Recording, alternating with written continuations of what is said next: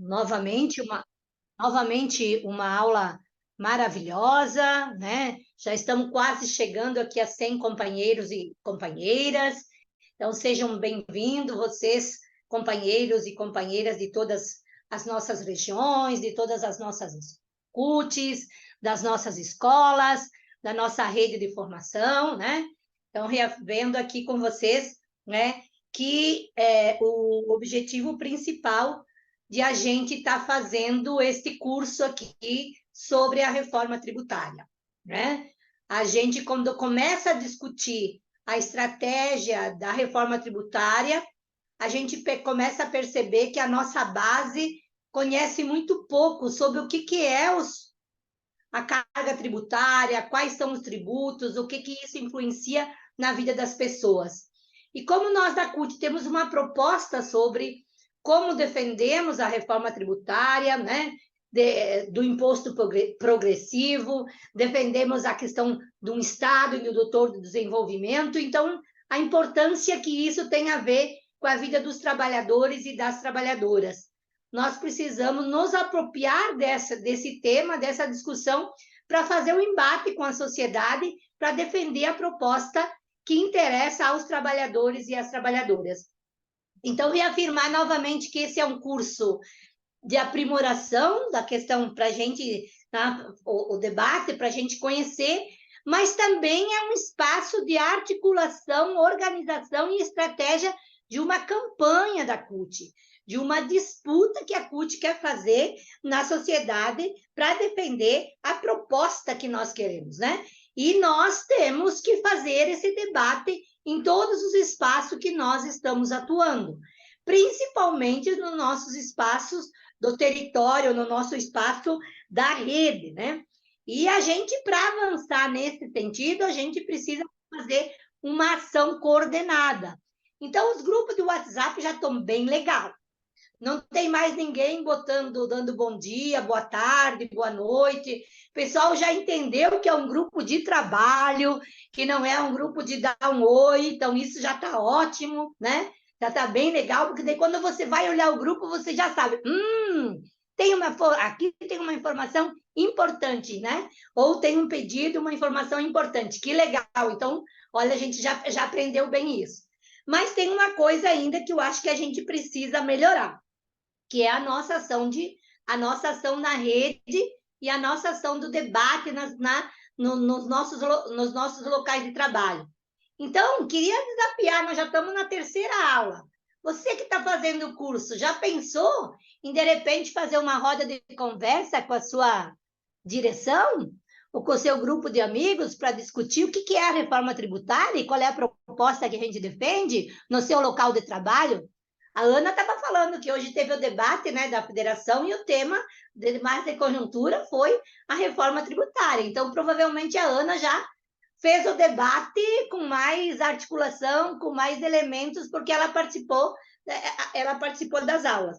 Então, queria desafiar vocês, além de vocês fazerem essa ação de rede que a gente está fazendo todas as quintas-feiras, desafiar vocês a pensarem, sem muitas delongas, um bate-papo, uma roda de conversa, puxar uma pergunta, ou seja com colegas, ou seja no local de trabalho, para aprimorar um pouco mais os nossos argumentos sobre a questão da reforma tributária. E também, para a gente melhorar um pouquinho os nossos argumentos, vou convidar a Fro para ela lembrar um pouquinho da nossa aula passada, fazer um pouquinho a recuperação da nossa aula passada. Contigo, Fro.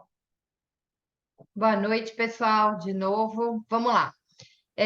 A gente vimos duas aulas, né? Mas vamos focar um pouquinho mais na aula 2. A professora Maria Regina, ela reforçou a tese do professor Faiani, né? Que a carga tributária no Brasil ela não é alta, ela é mal distribuída.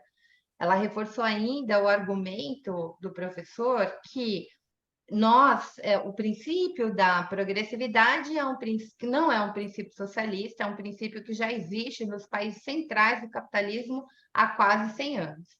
Mas ela fez mais, né? Ela esmiuçou, ela ampliou, ela trouxe dados que deixaram a gente ainda mais indignado que a gente ficou na aula do professor Faiani.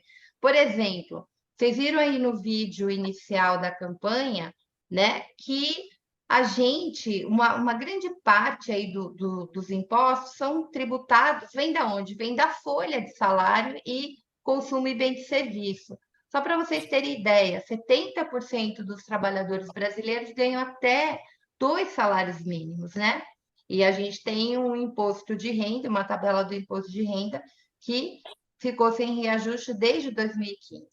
Dentro do que vem, né, dessa imensa desigualdade aí, que imagine um montante que a gente tem de imposto, 70% vem de folha de salário, consumo e bem de serviço, só consumo quase 50%, né? 49,5%. E renda e propriedade, o total aí que vem, um montante de impostos, 9%. Então, a campanha que a gente está fazendo, que a gente precisa taxar super rico, é uma campanha mais que necessária.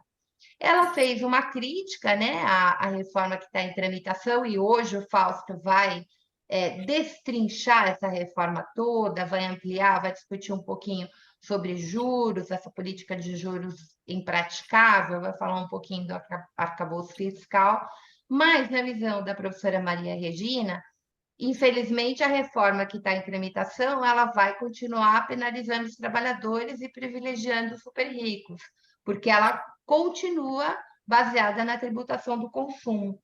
Ela ressaltou um aspecto positivo, qual que é? Quebra-se a cumulatividade, né? Mas ela também vê que o fato da adoção do IVA pode onerar o fim da cadeia. E, para ela, a gente vai ficar... Não vai mudar na estrutura, né? A justiça tributária permanece. Ela também, como o professor Faiani, falou da importância nossa, né? Para a gente entrar nesse debate. Ela chamou atenção disso, há um déficit de debate com a sociedade sobre esse tema. As pessoas não sabem que elas pagam essa quantidade de impostos e que os pobres pagam muito mais que qualquer outro. Então, mesmo com este Congresso conservador, a gente precisa incidir e transformar esse debate em algo que as pessoas compreendam, né, e vejam necessidade de se mobilizar. Ela diz o seguinte, que a nossa incidência tem que ir em cima dos 2 princípios, né? O da progressividade, porque é justo o que estamos pedindo, e o da solidariedade. Por quê? Porque no discurso hegemônico se dissocia a carga tributária às políticas públicas. Então, no discurso neoliberal, o que a gente tem? A gente paga muito imposto, paga muito imposto, paga muito imposto. E a gente não sabe... Espera só um pouquinho, gente.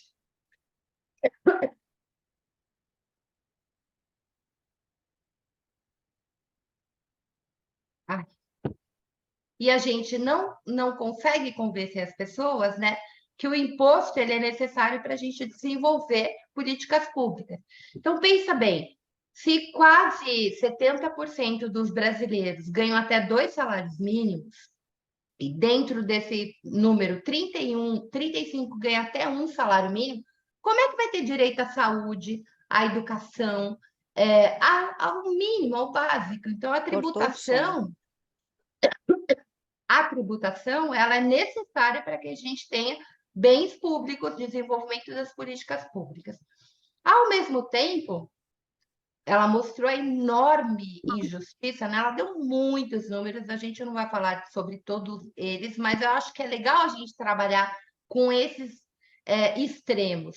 Ela deu um dado que 90 executivos das grandes empresas de capital aberto da Bolsa de Valores de São Paulo, né, os CEOs, ganham mais de 1 milhão por mês. Então, a gente tem 2.342 pessoas com renda média anual de 20 milhões a 22 bilhões de reais no ano. Que a gente, no auge, né, no período mais dramático que a gente viveu, 2021 e 2022, Brasil com fome, pandemia, a quantidade de milionários no país cresceu 41%. Então, assim, nós precisamos tributar essa gentalha, gente.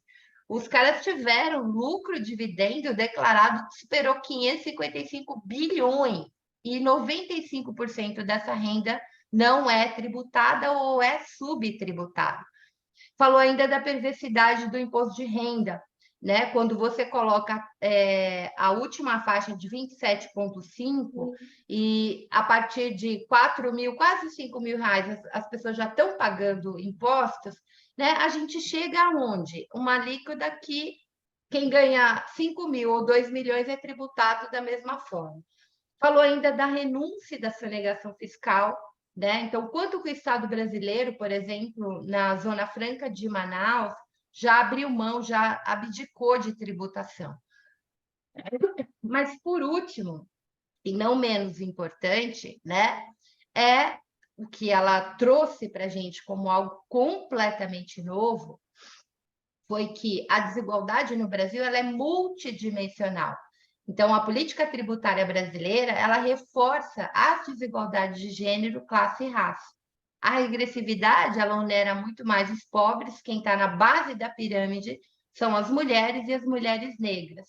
E aí, ela trouxe pesquisas e dados que deixou a mulherada muito brava, né? Porque a gente já tem jornada dupla, tripla, já ganha menos, né? Tem uma média menor, uma média salarial menor no mercado de trabalho, mas a gente ainda paga mais tributo em produtos ligados à fisiologia da mulher, ao sistema reprodutivo. Então, ela trouxe uma comparação que eu fiquei escandalizada, e eu acho que vocês também, né? A gente paga 3 vezes mais por um absorvente do que os homens pagam, por exemplo, de imposto sobre o Viagra. E tudo relacionado também à maternidade, né? A condição fisiológica da maternidade, bomba extratora de leite, manteiga de hidratação de mamilo, os tributos são muito mais altos do que os produtos não essenciais ou consumidos pelos homens. Por fim, ela dá pistas, né, para a gente poder fazer esse debate, que eu acho que é o mais interessante. A mulherada, nos seus coletivos, pode fazer esse debate em relação à desigualdade, mas a gente precisa mostrar que não dá, não existe nada neutro, né? Não tem mídia neutra, não tem justiça neutra e também não tem sistema tributário neutro. Então, a gente só vai conseguir fazer essa disputa, né, e cobrar se a gente saber como faz. Então, a gente precisa debater essa desigualdade entre homens e mulheres no mercado de trabalho, a gente precisa revelar esse trabalho não remunerado, então isso também precisa incidir, né, quando se pensa numa reforma, a gente tem que falar das diferenças dos padrões de consumo, né?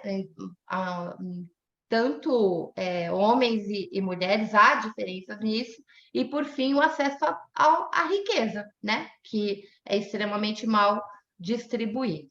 Então, por fim, a gente precisa tributar os super ricos, a gente tem que cobrar mais dos bens supérfluos de alto padrão de consumo, desonerar os produtos básicos da cesta básica, ajustar a tabela do imposto de renda e, de fato, trazer progressividade.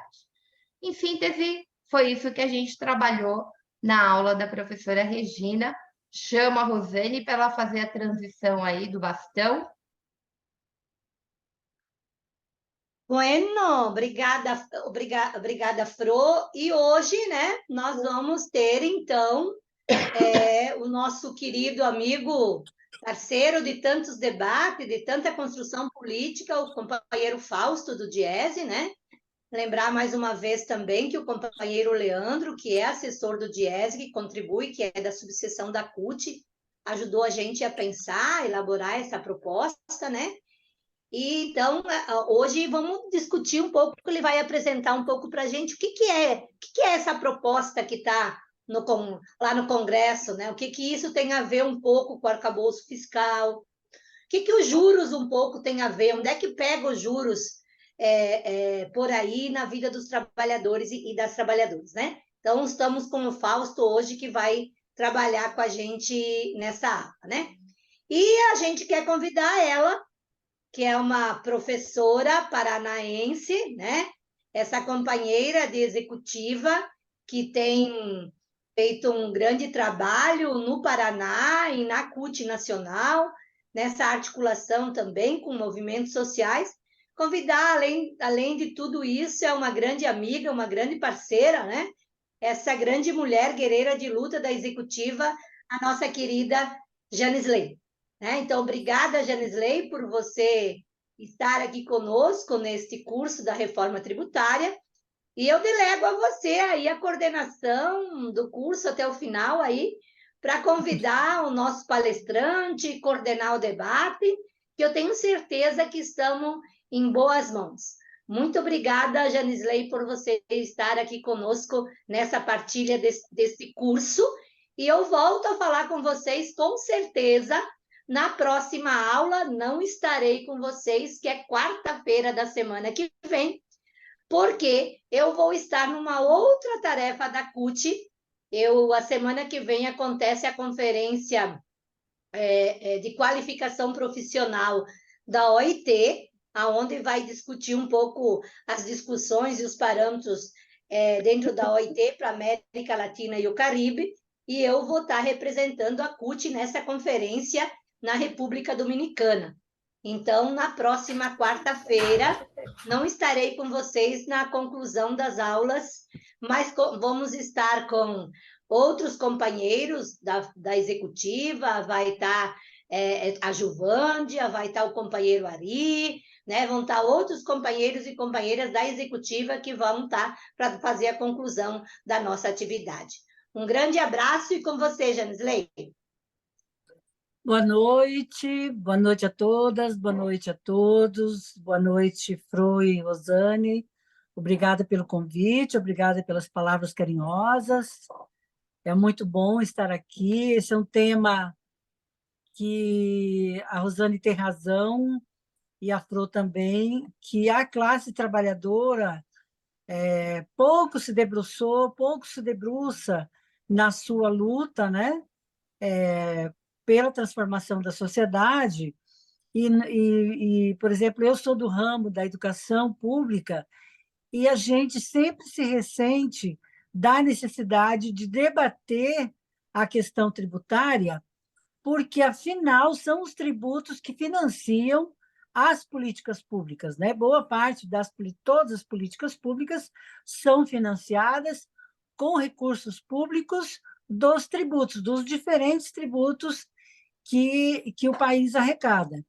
E é muito revoltante quando a gente começa a se aprofundar nesse tema, a ter mais informações, e percebe que, claro, uma sociedade desigual, a gente no movimento de mulheres está discutindo interseccionalidade.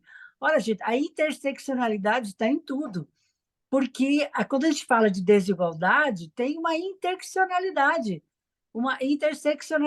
na desigualdade também. Ela é atravessada por questões de classe, obviamente, e de uma maneira muito brutal, né? À medida que os ricos não pagam impostos, e para compensar, os pobres são supertributados. À medida que os pobres são supertributados, as mulheres são supertributadas. A Fro falou, e ele estava lendo um texto sobre o tema, que pílula anticoncepcional é 5 vezes mais tributada do que camisinha.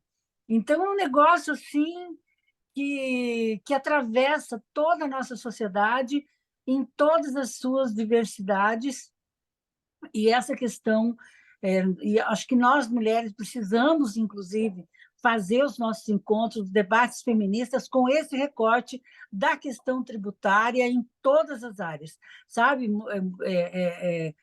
O combate ao racismo tem que se apropriar disso, as mulheres têm que se apropriar disso, a classe trabalhadora de maneira geral, né? Até porque a gente fica vendo os governos darem isenções fiscais para os super ricos. É o Zema com não sei quantos bilhões lá em Minas para a Localiza, é aqui no Paraná o Ratinho com bilhões também para o agronegócio, de isenção fiscal, e pior, né, as empresas são isentas de pagar imposto, e nós não podemos, inclusive a lei que aprovou isso, proíbe que a gente saiba quem são os beneficiários dessa bondade, né? Bondade governamental. Então, hoje nós temos um debate muito importante também, como foram os anteriores. Nós teremos conosco, como a Rosane já falou, o companheiro, né, do Diese, o Fausto Augusto Júnior. O Fausto além de ser nosso companheiro, e muitos sindicatos cotistas e não cotistas tem alguém do Diese, tem uma relação muito próxima. O Diese, para nós, é muito importante na construção das nossas pautas e dos nossos argumentos de mesa de negociação, né? Qualifica demais o nosso debate nos confrontos aí, nas disputas com os governos. E o Fausto, ele é sociólogo, diretor técnico do Departamento Intersindical de Estatísticas e Estudos Socioeconômicos e é professor da Escola do Diese de Ciências do Trabalho. O Fausto também é organizador do livro, que eu ainda não li, eu quero muito ler. Ah, Fausto, depois me diga onde é que eu consigo, que se chama, para nós aqui do Paraná, isso é muito caro, Operação Lava Jato, Operação Lava Jato, Crime, Devastação Econômica e Perseguição Política. Então, nessa aula de hoje, que é a nossa aula 3, nós vamos aprofundar, vamos conhecer mais o que está contido na PEC, Projeto de Emenda Constitucional 45 de 2019, o projeto sobre reforma tributária, né? Então, os temas, vai falar de arcabouço fiscal, déficit zero, política de juros, IVA e simplificação tributária e demais aspectos contidos na PEC 2019, na PEC 45 de 2019, que sejam relevantes para subsidiar o nosso debate, a política de juros e o arcabouço fiscal, né? Então, vamos, portanto, hoje aprofundar essa questão, e eu já quero começar perguntando para o professor Fausto, para o companheiro Fausto, que muita gente fala que o arcabouço fiscal ele é muito melhor, né, do que a EC 95, né, do que o tal teto de gastos, ainda que o arcabouço fiscal traga muitos limitantes e condicionantes que amarram, que impedem uma política econômica da forma como nós precisamos para reconstruir o Brasil de fato, né? Então, com vocês agora, conosco, o companheiro Fausto, para nos falar sobre a PEC 45, né? Esse projeto que está em debate sobre reforma tributária. Boa noite, Janes. Bem, aqui eu estou vendo que tem um monte de amigos aqui, gente conhecida de longa data aqui. Só na primeira tela estou vendo a Silvana, tem a Rosane, né, que já falou, o Rafael, a Maria, nossa presidenta do Diese, está aqui também. Então, antes de mais nada, cumprimentar a todos aí. Eu estou vendo o Solanei também. Ô, Solanei, bom, quanto tempo. Bom te ver. Te vi em Pernambuco, né, agora recentemente. Bem, gente, primeiro eu agradecer o convite. É sempre um enorme prazer poder estar conversando com vocês. Em especial neste debate, que eu acho que a gente precisa, de alguma forma, se aprofundar e participar dele, né? Porque eu acho que talvez um dos grandes dilemas que a gente está assistindo agora na reforma tributária é que é um debate que o movimento sindical e os movimentos sociais estão bastante afastados. É muito diferente do que a gente assistiu no debate da reforma da Previdência, no debate da reforma administrativa. E eu vou tentar mostrar um pouquinho para vocês, na verdade, a mãe das reformas é a reforma tributária. A depender do que sair dessa reforma tributária, daqui a uns 5 anos a gente já vai estar discutindo uma outra reforma da Previdência. A depender do que sair dessa reforma, muito provavelmente a discussão de reforma trabalhista vai fazer muito pouco sentido. A depender desta reforma, inevitavelmente a gente vai fazer uma discussão muito séria de reforma administrativa no Brasil. Por que eu estou falando disso? Porque nós estamos falando, e aí todo mundo está acompanhando o debate do financiamento sindical, sabe que, por mais que a gente possa fazer 500 milhões de discussões ideológicas, de visão de mundo e etc., você não faz política sem recursos. E quando a gente está fazendo o debate da reforma tributária, nós estamos fazendo um debate de como que o Estado brasileiro arrecada, quem paga a conta e quem é beneficiado pelo fundo público. E o que é o fundo público é o conjunto de impostos aí que a sociedade, de alguma forma, arrecada para financiar o Estado brasileiro. Quando fala em financiar o Estado brasileiro, bem, gente, vai de tudo. Nós estamos falando de compra de tanque de guerra, a compra de vacina. Nós estamos falando de pagamento de salário de servidor, a incentivo para a montadora chinesa entrar no Brasil. Então, nós estamos falando de uma gama tão grande de coisas que, de alguma forma, vai interferir na vida de todo mundo e que muitas vezes a gente deixa estar. Né? A gente acha que isso não tem muito a ver com a gente. Não tem SUS sem orçamento da Seguridade Social. Não tem previdência sem a gente fazer, sem a contribuição previdenciária. E aí vai. E talvez esse seja um dos maiores dilemas que nós temos. A gente está entendendo muito pouco a profundidade da reforma que está sendo proposta, que, na verdade, vamos lembrar, esta não é a reforma do governo Lula, essa é uma reforma que já estava no Congresso tramitando. A gente espera a chamada segunda fase dessa reforma, e ela tem pontos muito mais sensíveis, inclusive, do que essa que já está no Congresso tramitando, e de alguma forma a gente vai precisar tentar costurar tudo isso. Né?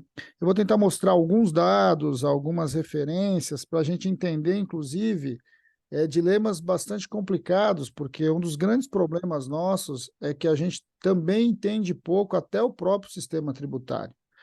E estou falando de sistema tributário nosso, né? Aqueles que a gente vê, que a gente paga a conta, que sabe como é que está. Então, por exemplo, o debate do imposto de renda. Talvez seja um debate aqui que muita gente já fez, muita já viu de Solerite, etc. A tabela do imposto de renda é muito mal entendida, né? E eu vou ser bem direto aqui. A tabela do imposto de renda é talvez, com esta tabela, com os problemas dessa tabela, um dos poucos impostos efetivamente progressivos que nós temos. Nosso problema é que a regressividade do imposto de renda começa por volta dos R$40 mil de salário. Então, ele não é assim também. O imposto de renda é um problema, mas o problema não é o imposto de renda que nós estamos ali cotidianamente pagando. O problema do imposto de renda é quem não paga imposto de renda, que é muito mais sério. Né? Isso tem a ver com a forma como nós construímos uma política de imposto sobre renda. Então, eu vou tentar mostrar alguns gráficos, algumas questões, para entender a amplitude deste debate, para a gente ir, a partir disso, tentar entender um pouco a reforma. Antes disso, eu queria deixar aqui com vocês um convite, né? Amanhã, nós estamos junto com a Unicamp, com o Sindifisco, com o CESIT e com o Instituto Justiça Fiscal, promovendo o seminário Reforma Tributária para um Brasil Socialmente Justo.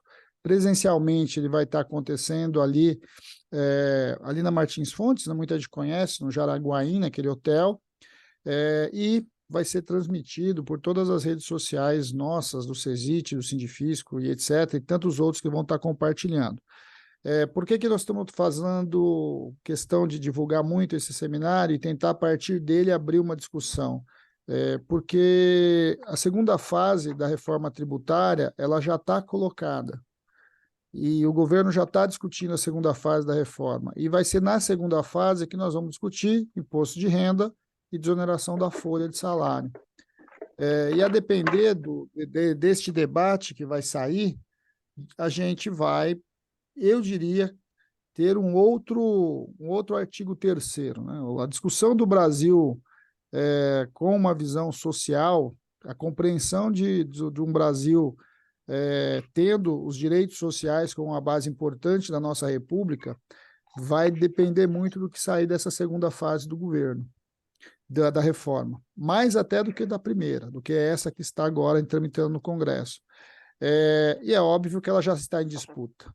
Né? Nós estamos bastante atrasados, nós vamos fazer um seminário agora, vocês estão fazendo este curso, mas o patronal, gente, já está discutindo isso há pelo menos uns 10 anos. E vocês viram recentemente o debate da desoneração da folha dos 17 setores. O governo era contra continuar com a desoneração dos 17 setores, o Haddad era contra continuar com a desoneração dos 17 setores, e o Congresso Nacional simplesmente passou. Né? Vai pelo menos, acho que até 2027, se não me engano, foi o dado que o que foi aprovado da desoneração da folha. Agora, gente, desoneração da folha efetivamente significa menos recursos para a Previdência. E aí, menos recursos para a Previdência significa a fila do INSS, tudo que vocês veem aí de problemas que a gente tem da Previdência tem a ver com a falta efetiva de recursos da Previdência. Então, esse debate para nós ele é central. Eu vou compartilhar com vocês uma apresentação, já acho que o Leandro já até passou para vocês, para a gente poder começar a olhar para isso, e depois eu sou um pouco anárquico, né? Eu vou colocando, tirando, depois a gente vai conversando um pouquinho todos juntos.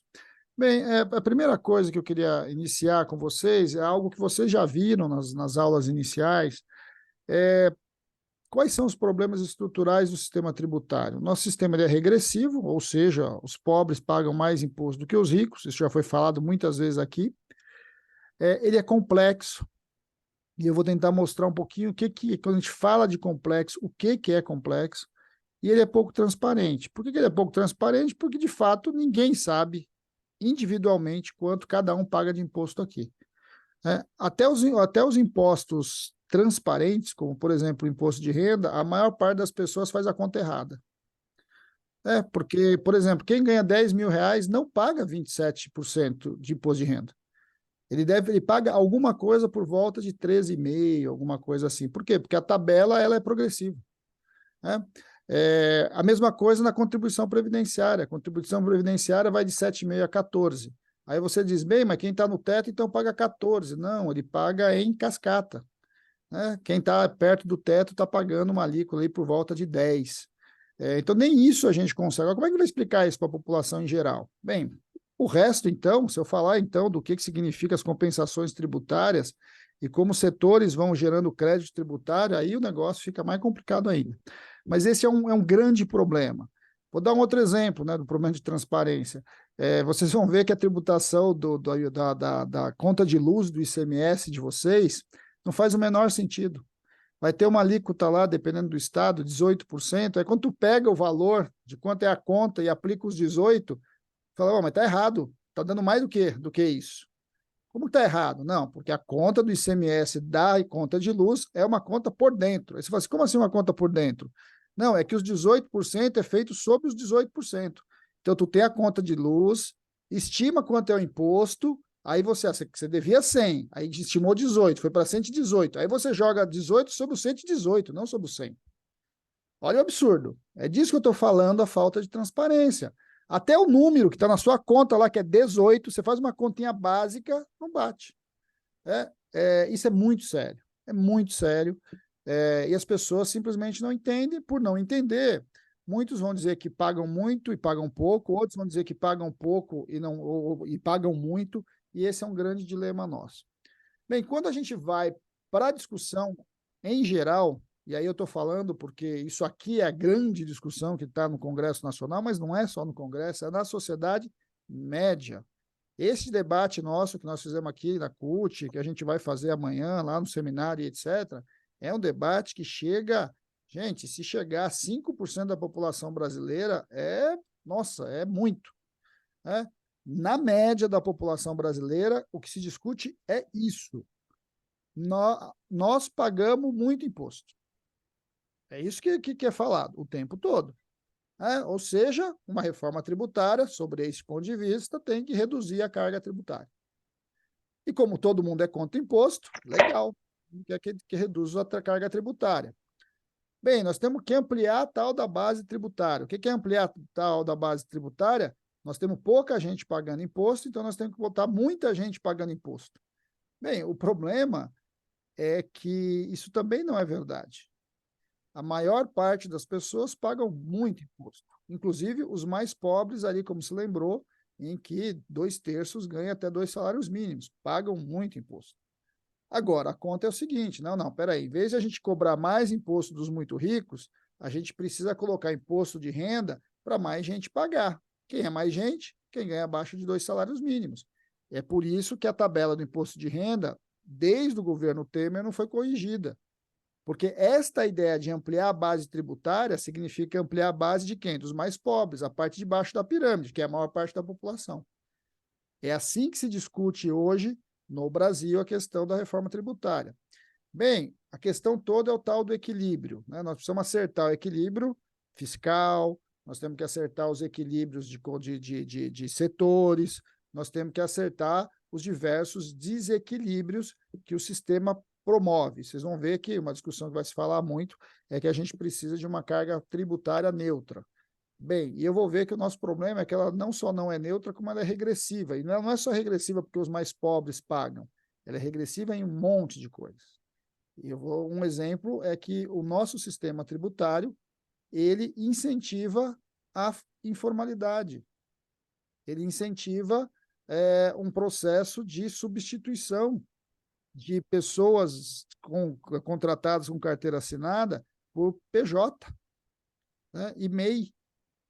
Isso está acontecendo agora. Nós já temos hoje 15 milhões de MEIs.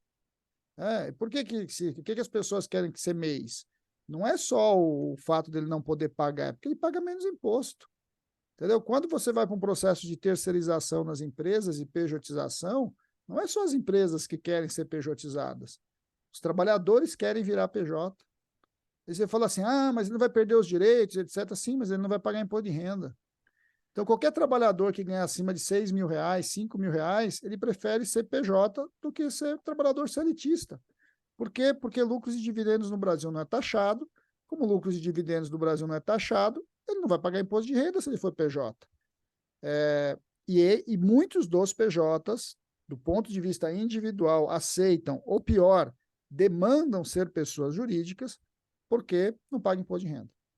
Então, quando a gente está falando de sistema tributário, nós temos um sistema tributário que, inclusive, interfere na organização dos trabalhadores, interfere na forma, na contribuição previdenciária, no financiamento previdenciário, interfere, inclusive, em quem tem e quem não tem direito trabalhista. Isso é um baita problema, e que, de alguma forma, nós vamos ter que enfrentar. Bem, vai dizer que a estrutura tributária tem que ser globalizada, ou seja, tem que ser igual ao do resto do mundo, e a gente precisa liberar fluxo de capital. Isso é a visão tipicamente liberal. E aqui, só para lembrar, né? Aqui é você mandar dinheiro para o exterior, não paga imposto. Então, isso nós estamos chamando de liberalização do fluxo de capital. Por exemplo, o sistema agropecuário, agroexportador, é o que menos paga imposto no Brasil. E por que ele menos paga imposto no Brasil? Uma conta bem simples, e a gente já ouviu isso muitos falarem, né? O agro é pop, o agro é tudo, não é isso? Só que este agro pop usa um argumento que parece bem racional, que é o quê? Bem, a gente não pode exportar imposto. Essa é uma fala, não é? Nós não podemos exportar imposto. Se eu não posso exportar imposto, eu não taxo exportação. Sim, mas um dos maiores, se não o maior negócio produtivo brasileiro é o agronegócio. E ele não paga imposto. É o setor que menos paga imposto. E, ao mesmo tempo, é um dos que menos emprega. É um dos que mais tem trabalho escravo. E a gente pode desdobrar todas as mazelas do agronegócio brasileiro. É quem mais agride o meio ambiente. E aí vai. E, efetivamente, ele não paga imposto. Por que ele não paga imposto? Ele não paga imposto porque ele vai exportar e nós não podemos exportar imposto. Será que é isso mesmo? Então, essas são perguntas que a gente tem que trazer. É um absurdo. O agronegócio paga menos imposto do que a agricultura familiar no Brasil. Só que a comida que a gente come na mesa vem da agricultura familiar, não vem do agronegócio. Por que será? E pior, se vocês olharem o Plano Safra, né, que todo ano sai, o Plano Safra simplesmente é uma montanha de dinheiro que a sociedade, nós, a partir dos nossos impostos, destinamos para o setor agroexportador.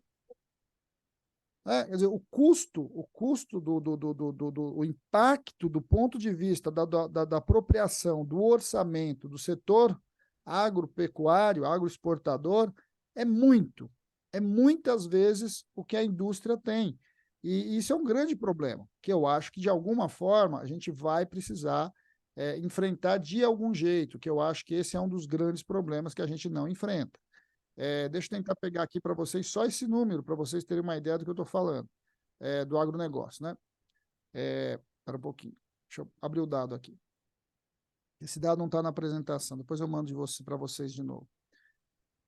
Cadê aqui? Cadê aqui, ó. A gente fez a comparação só com um setor, né? Um setor básico aqui, todo mundo fala que é um setor muito beneficiado, que é o setor de automobilísticos, carros, etc, etc. Olha só, o setor agro, ele arrecada 35 bilhões no Brasil, tá? E o faturamento dele é de 4 trilhões. As montadoras, que para todo mundo né, o chamariz aí do capitalismo, ele arrecada 889 bilhões, versus um faturamento de 1 bilhão. Olha o que eu estou falando para vocês, a gente está falando que o faturamento é muitas vezes maior da agricultura e arrecada muito menos do que um setor que, teoricamente, a gente gosta de dizer que é um setor que sempre é visto como um setor que é beneficiado do ponto de vista tributário, que é o setor automotivo. Isso é só para dar uma olhada de como a questão do agronegócio é uma questão muito séria para nós, mas mais importante, né, de tudo isso é tentar entender, não é só que o agronegócio é beneficiado, é que é um conceito. Se nós, em vez de exportássemos soja, exportássemos carro, quem seria beneficiado seria a indústria automobilística. Por quê? Porque exportação não pode pagar imposto. Quer um outro exemplo? Petróleo cru. Nós, ao exportar petróleo cru, nós temos pouco imposto sobre o petróleo cru. Se a gente exportar gasolina, vai ter pouco imposto. Agora, como nós olhamos para esse movimento, quando esse próprio movimento de isenção de imposto sobre exportação, ele, para nós, causa um monte de outros problemas. Então, esse é só um primeiro argumento para vocês verem como a tese liberal ela tem vários dilemas que a gente precisa olhar com bastante questão. Agora, só isso não resolve, né? E eu acho que esse é um outro cuidado que a gente tem que ter. Quando a gente fala de sistema tributário, eu nunca posso falar só da conta. Porque se a gente falar só da conta, a gente vai falar basicamente o que todo mundo, e a média dos trabalhadores, vão dizer para a gente: eu não quero pagar imposto. Aí nós temos que ir para o outro lado. Nós temos que olhar os nossos dilemas e o que nós precisamos mexer e financiar. Eu não vou ler tudo, mas só para vocês terem uma ideia dos dramas brasileiros que nós temos que resolver, que não estão equalizados. Né? Nós temos 33 milhões de pessoas passando fome. Nós temos 57% da população brasileira com insegurança alimentar. 10 milhões de pessoas que moram em área de risco. 100 milhões de pessoas que não têm coleta de esgoto, 6 milhões de pessoas que não têm casa, 5 milhões de crianças que não têm creche, né? Mais de 1 milhão de crianças entre 4 e 5 anos que não têm escola, 9 milhões de desempregados, 4 milhões de desalentados, 5 milhões de subocupados, né? E, além disso, falta cerca de 160 mil servidores só na esfera federal. Bem, gente, olhando para o nosso orçamento hoje, nós temos que fazer um bom debate o que nós vamos fazer do ponto de vista de como é que nós vamos redistribuir o nosso orçamento para começar a resolver problemas efetivos disso. Só que isso não para por aí, e aí eu vou tentar mostrar para vocês o nosso dilema. Eu não vou falar dos detalhes, todo mundo conhece essa tabela, eu já usei, e o Diese usa muito essa tabela, para vários cenários, mas o nosso sistema tributário, ele está assentado, em grande medida, no consumo e está assentado aqui, ó, no setor privado, com carteira assinada, e no setor público estatutário. Mesmo quando eu saio do debate de quem paga imposto e saio do debate do que é óbvio, quem paga imposto é quem compra, porque o imposto brasileiro está todo sobre o consumo, mas quando eu vou para as outras etapas, quem paga imposto de renda no Brasil? É o trabalhador CLTista. Quem paga INSS no Brasil? É o trabalhador CLTista. Quem paga, e aí vai, gente, você vai num sequente. Inclusive, quem paga a contribuição assistencial, a contribuição negocial? É o trabalhador CLTista empregado. Qual que é o nosso drama do ponto de vista sindical? Este debate, para nós, do ponto de vista sindical, com as nossas bases, é muito difícil. Porque o núcleo do imposto visível está com o trabalhador formal, com a chamada classe média baixa, classe baixa alta. Esse é um problema nosso. Né? Por quê? Porque a empregada doméstica tem imposto muito baixo, empregador quase não paga imposto, conta própria é a mesma coisa, porque a maior parte dos conta própria sequer, né, adentram as outras questões. Então, nós precisamos olhar para tudo isso e tentar entender como é que o nosso sistema tributário ele precisa se redistribuir, mas, ao contrário, ele precisa ajudar a formalizar, ajudar a trazer as pessoas para os direitos trabalhistas em geral. Como nós vamos fazer isso? Eu vou dar um exemplo para vocês que nós fizemos e não avançamos. O Brasil tem alguma coisa perto de 6 milhões de trabalhadoras domésticas, na sua quase absoluta quantidade de mulheres. Bem, aonde está uma das maiores taxas de informalidade no Brasil? Nas trabalhadoras domésticas. Nós passamos 10 anos da tal da PEC das domésticas. Efetivamente, quantas trabalhadoras são e estão dentro da PEC da doméstica? É uma minoria, e a gente sabe disso. Certo? Agora, eu não sei se todo mundo lembra que uma das coisas que o governo Lula, na verdade, o começo do governo Dilma fez, foi não só isentar, na verdade, o governo Lula devolvia a contribuição previdenciária paga pela classe média se ele registrasse a carteira da empregada doméstica. Quantos deste grupo aqui, ó, que nós temos aqui, 150 pessoas sabiam disso? Gente, devolver é o seguinte, se você pagou de imposto de renda 10 mil reais e você pagou de contribuição previdenciária para sua empregada doméstica 2 mil reais, você abatia do imposto devido 2 mil reais. E não era diminuição de renda, como é o gasto com saúde e educação no imposto de renda. Era efetivamente, você tirava do dinheiro que você devia em imposto de renda para você formalizar a sua empregada doméstica. E por que a gente fez isso? Porque a empregada doméstica, majoritariamente, está onde? Na classe média. Quem paga imposto de renda pessoa física? A classe média. Logo, vamos criar um incentivo para a classe média formalizar a empregada doméstica.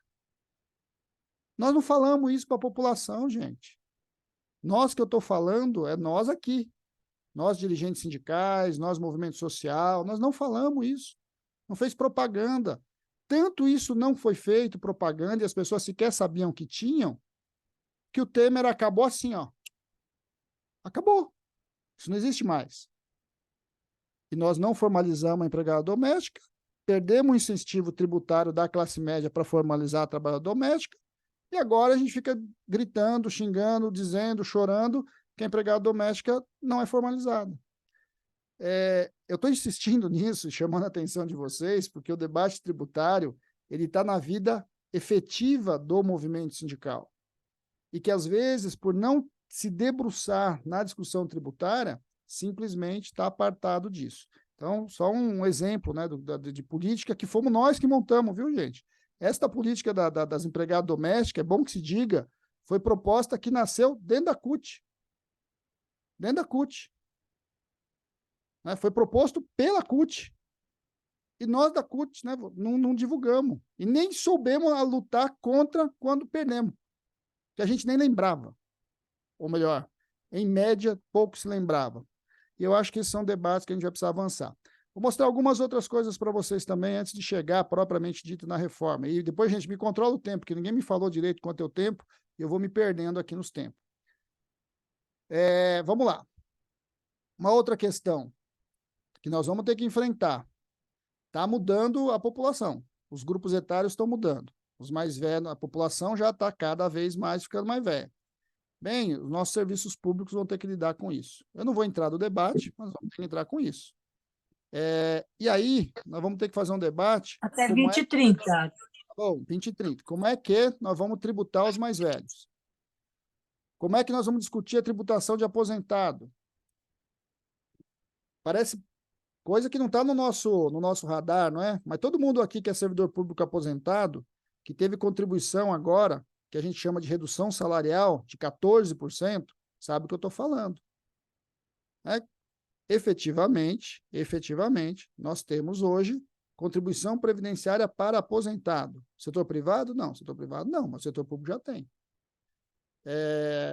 No debate da desoneração da folha, a depender do que nós fizermos, nós vamos implementar a contribuição previdenciária para aposentado do setor privado. O setor público já tem, porque o setor privado não vai pagar. É isso, é uma pergunta bem razoável, né? E vocês vão ver muita gente falando disso em breve. Então, só para lembrar, este debate vai ser colocado. Olha, o idoso tem um custo muito alto na saúde. Como é que nós vamos financiar? Nós vamos cobrar do idoso. É o voucher. Então, esse é um debate que nós vamos ter que trazer. Mudança climática. É um outro debate que vai entrar e nós vamos ter que nos tomar. Que mudança climática tem a ver com tributo? Bem, gente, o que eu vou tributar mais e o que eu vou tributar menos? Que setor eu vou tributar mais, que setor eu vou tributar menos? O que eu vou incentivar e o que eu não vou incentivar? Bem, depende. Como é que eu vou tributar os bens naturais brasileiros? Por exemplo, água. Não sei se vocês sabem, nós pagamos muito imposto sobre a água. Nós, que eu digo, é nós, pessoa física. As empresas pagam muito pouco sobre a água. Em alguns casos, sequer pagam alguma coisa pela utilização da água. Este é um debate que nós vamos ter que entrar em vários cenários. Nós vamos incentivar empresas da matriz carbono ou nós vamos incentivar empresas com baixa emissão de carbono? Como é que o crédito de carbono vai entrar nessa discussão? Tudo isso, de alguma forma, tem a ver com reforma tributária. Isso só para mostrar o drama para vocês. Tecnologia é a mesma coisa, eu não vou entrar no debate, senão o meu tempo vai acabar. Agora eu quero mostrar para vocês o que é o orçamento público. Isso aqui é a LOA de 2023, ou seja, a Lei Orçamentária Anual. Para a gente entender como é gasto o recurso que a gente arrecada. Se a gente não entender como é gasto, eu não sei como é que eu defendo a arrecadação e entendo a arrecadação. A Previdência é cara. Nós pagamos cerca de 29% do todo o nosso orçamento em Previdência Social. Ponto. Esta foi uma escolha nossa. Nós pagamos muito para juros, gente, que é a pergunta que todo mundo fala. Pagamos muito para juros. É a segunda conta nossa. 17,3% do nosso orçamento é gasto com o serviço da dívida. Não é o tamanho da dívida, é só conta de juros. Só para vocês terem uma ideia, 17,3% é mais do que assistência social, saúde e educação. Se a gente somar aqui os 4,4, 5,3 mais 8, vai dar quase a mesma coisa que nós gastamos com juros. Bem, se alguém me debate... Só que toda vez que a gente faz o debate de crise fiscal, a nossa conta é sempre aonde? Nos direitos sociais ou na Previdência Social. É aqui que nós temos que mexer para equilibrar o Estado. Bem, se a gente não faz o debate do serviço da dívida, nós não estamos falando de quase 20% do gasto do Estado hoje. Um pouco a discussão do arcabouço fiscal que foi colocado ali. Qual que é o nosso dilema do arcabouço fiscal? Se é a favor ou contra o arcabouço fiscal, Fausto? Depende. O arcabouço fiscal é uma regra e é sim uma âncora fiscal. Ela impede que o crescimento das despesas aumente de maneira à escolha do governo. Ele é um impositivo legal agora, né? Mas é melhor ou pior do que o teto de gasto? É óbvio que é melhor, porque o teto de gasto, gente, está longe de ser sequer uma política fiscal. Ele era uma política de destruição do Estado.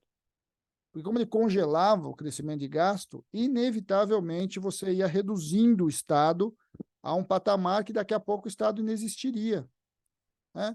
Então, não dá nem para comparar teto de gasto com arcabouço fiscal. Eles são coisas sumariamente diferentes. Nós estamos falando de um congelamento que não faz o menor sentido quando a gente fala de gasto público, porque gasto público depende da conjuntura que você está operando. Esse é o primeiro problema. Ah, mas é bom ou é ruim? Eu vou falar, depende. O modelo do arcabouço fiscal significa o seguinte: se a gente tiver um crescimento dos anos do governo Lula 1 e Lula 2, na verdade, mais Lula 2 e metade do Dilma 1, a gente não vai ter problema fiscal e o arcabouço não vai ser um impeditivo. Se a gente pegar a metade, né, a primeira, o Dilma 2, até o fim do governo Bolsonaro e pegar o crescimento econômico e o crescimento de arrecadação, nós estamos mortos. Não vai ter dinheiro para salário, não vai ter dinheiro para aumento de salário, para contratação de servidor, porque o arcabouço simplesmente vai barrar. O arcabouço fiscal obrigatoriamente está atrelado a crescimento econômico. Por isso, o presidente Lula, o Haddad, etc., está todo mundo dizendo que nós precisamos resolver o problema do crescimento econômico. Só para lembrar. Mas olhando gastos fiscais diversos. Aí eu vou mostrar um outro dado para vocês, olha só.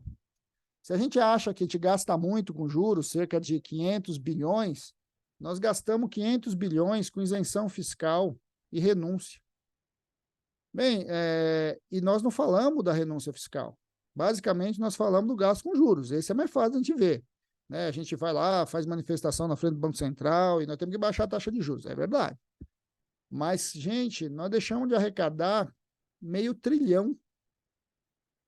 Bem, se o conjunto das empresas e dos negócios não pagam esse meio trilhão, ou ele falta e poderia ter muito mais dinheiro, e aí o problema fiscal certamente seria muito menor, ou a gente poderia colocar outros não pagando. Será que são esses que não têm que pagar? Quase 60 bilhões de lucros e dividendos. Quem não paga lucros e dividendos? Normalmente os mais ricos, acionistas de empresa. Não tem imposto sobre grandes fortunas. Zona Franca de Manaus, longa discussão. Simples Nacional, refis, desonerações da cesta básica, desoneração da folha de salário. Eu vou olhar, desoneração da folha de salário, 17 setores custam 12 bilhões. Entidades filantrópicas, 11 bilhões. Exportação da produção rural, 10 bilhões. Só para vocês, só para não falar, né, o pessoal que acompanha, a Maria está aqui, acompanha o Conselho Nacional de Assistência Social, sabe bem do que eu estou falando. Faz sentido o Albert Einstein não pagar contribuição previdenciária? O sírio-libanês... Gente, que absurdo, desculpa. É isso, o sírio-libanês não paga contribuição previdenciária. E a pauta, só para vocês saberem, a pauta do Grupo DOR, na discussão do piso da enfermagem, era que o Grupo DOR não deveria pagar contribuição previdenciária para garantir o piso da enfermagem. É disso que nós estamos falando. Agora, aí a gente diz assim, bem, mas tem crise, né, da Previdência, a Previdência gasta muito, sim, mas quantos não pagam a Previdência? Todas as empresas simples não pagam o patronal da Previdência. Quer dizer, pagam, mas pagam uma merreca. Tá bom, tem empresa simples que é séria, mas nós sabemos de várias empresas que é picada em 4 para entrar no regime simples. E o processo da empresa simples, como está estabelecida hoje, incentiva o processo de pejotização. Olha só. Esses debates têm a ver com a reforma tributária. Se a gente não enfrentá-los, simplesmente nós vamos ficar discutindo o que a pauta liberal quer. Nós falamos muito dos super ricos, tá, gente? Só para deixar, aqui é um curso, né? Aqui não é uma palestra, não é algo que eu vou falar no público, na TVT, na televisão. Nós falamos dos super ricos porque ele é uma coisa fácil das pessoas entenderem. Tem gente que ganha mais de 100 mil, 2 mil, 200 mil, 1 milhão por mês e não paga imposto. Isso as pessoas entendem. Mas o problema tributário é muito maior. Nós temos uma quantidade absurda de empresas que não pagam imposto nesse país. O agronegócio é um exemplo que eu falei para vocês, grandes hospitais chamados filantrópicos, que são grandes negócios, não pagam imposto nesse país, e não é qualquer imposto não, cara, eu estou falando de contribuição previdenciária, financiar a previdência social. É disso que nós estamos falando, né? Então, quando a gente vai entrando para o miolo do sistema tributário, a gente vai vendo os dilemas. Fausto, mas então você é contra a Zona Franca de Manaus, né? O Rafael, que foi da CNM há muito tempo, né, Rafael? O pessoal de Manaus me ouve, vai querer me bater. Eu não sou contra. O problema é que nós não podemos simplesmente achar que nós vamos incentivar determinados setores industriais por 200 anos. Já ficou 100, vai ficar mais quanto a Zona Franca? Esse é o debate. Outro debate que, neste momento, na discussão climática, nós temos que fazer. Será que faz mais sentido ter indústria na Amazônia? É isso que a gente defende? Ou será que nós temos que ver uma discussão séria de geração de riqueza sustentável a partir da floresta? É um debate que nós temos que fazer. Agora, faz isso, faz uma discussão dessa com os metalúrgicos de Manaus. Só para lembrar, né? É um problema nosso, inclusive. Agora, a Zona Franca de Manaus, efetivamente, é uma montanha de dinheiro que deixa de ser arrecadado por empresas que comumente fazem o quê? Montam.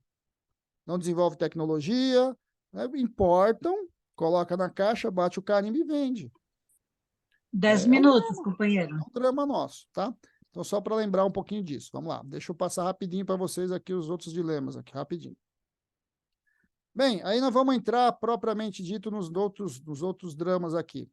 Quais são os impostos, né? Então, uma questão nossa bastante importante é a quantidade de impostos que nós temos. Efetivamente, o que vai acontecer com a reforma tributária, muito provavelmente, nós vamos reduzir uma quantidade grande de impostos. Vai reduzir para 2, 3? Não, não é verdade. Nós vamos reduzir para alguma coisa em torno de metade dos impostos. Nós temos cerca de 20 impostos. Vai ser reduzido para em torno de 10 impostos. Qual que é o problema? Nós precisamos entender uma diferença importante entre imposto, contribuição e taxa. E quais impostos, de fato, eles impactam estados, União, estados e municípios?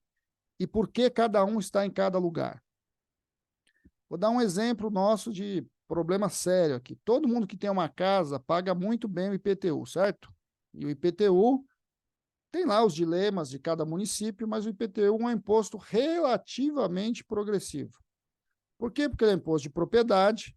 O IPTU é um imposto de propriedade que está baseado no preço da casa, né? Então, quando a gente fala de vamos criar um imposto sobre propriedade. Não precisa criar um imposto sobre propriedade. Já temos um bom imposto sobre propriedade, que é o IPTU. O problema é que o IPTU é um imposto municipal. Como é um imposto municipal, os municípios vão definir com autonomia, isso está garantido na Constituição, a política do IPTU. Mas o IPTU não é um problema nosso. O nosso problema está no imposto federal, quando a gente fala de propriedade, que é esse impostinho aqui, ó, o ITR, né, que é o imposto de terra, é o imposto de propriedade rural. O IPTU, que a gente paga nas nossas casas, é o equivalente ao ITR, que é o imposto federal, que quem paga são os proprietários de terra. E aí, paga muito ou paga pouco? Quase nada. O ITR no Brasil é nada. Bem, nós falamos assim, nós queremos fazer uma reforma tributária que aumente o imposto sobre propriedade. O que acontece? No dia seguinte, alguém na Rede Globo vai dizer assim, esses povo de esquerda aí, esses petistas, quer aumentar o seu IPTU. Aí você que já paga um IPTU bem razoável aqui, eu estou com o meu carnezinho aqui do meu IPTU, né? Ele vai falar, mas eu não quero aumentar o IPTU. Imagina, cara, eu já pago um monte de imposto, vou pagar mais imposto. Fala, não, cara, nós queremos aumentar o ITR. Nós queremos aumentar o imposto para quem tem muitos alqueires de terra. E que a maior parte das pessoas que moram em casa nem sabe que esse imposto existe. Então, de novo, quando a gente fala assim, nós queremos criar um imposto sobre propriedade. Não precisamos criar imposto sobre propriedade, não. Ele já existe, está lá, o ITR. Vamos lá.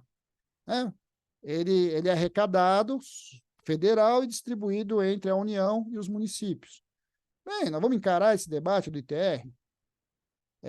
aí nós estamos fazendo o enfrentamento que nós temos que fazer. Então, quando a gente fala, eu estou dando esses nomes para vocês, gente, porque quando a gente fala que nós temos que aumentar o imposto sobre propriedade, nós precisamos saber que essas coisas já existem. É uma questão de alíquota. Claro, não é simples, né? Tem que passar pela bancada ruralista no Congresso.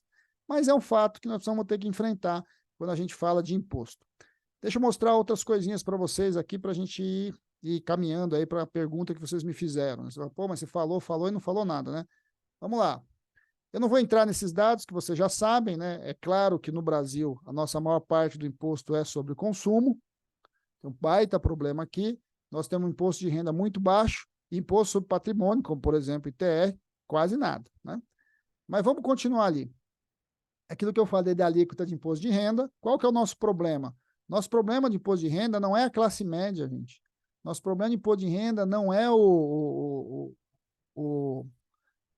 fiscal da Receita Federal que ganha cerca de 30 mil reais. Nosso problema é o cara que ganha milhões. Porque a partir dos 40 salários mínimos, o imposto de renda vira regressivo, começa a pagar menos. Então, assim, quem ganha milhões, tem uma alíquota equivalente a quem ganha 10 salários mínimos no Brasil. Esse é o nosso problema.